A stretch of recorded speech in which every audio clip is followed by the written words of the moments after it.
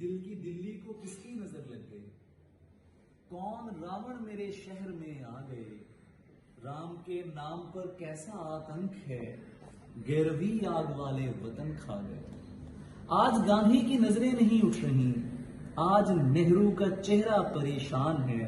राक्षस अपनी सरकार में मस्त है, लोग दंगों की शिद्दत से घबरा गए। मुझसे सीता ने सौगंध खाकर कहा, ये फसादी हैं, ये राम वाले नहीं। कितने घर इनके हाथों खडर बन गए, कितने फूल इनकी दहशत से कुम्हला गए।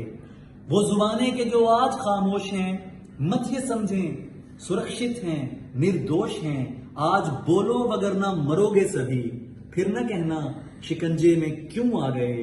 लाठियां खाने वालों सलामत रहो, गोलियां खाने वालों सलामी तुम्हें। तुमने अपने लहू से अली लिख दिया, कौन जालिम है तुम सबको समझा गए। दिल की दिल्ली को किसकी नजर लग गई, कौन रावण मेरे शहर में आ गया।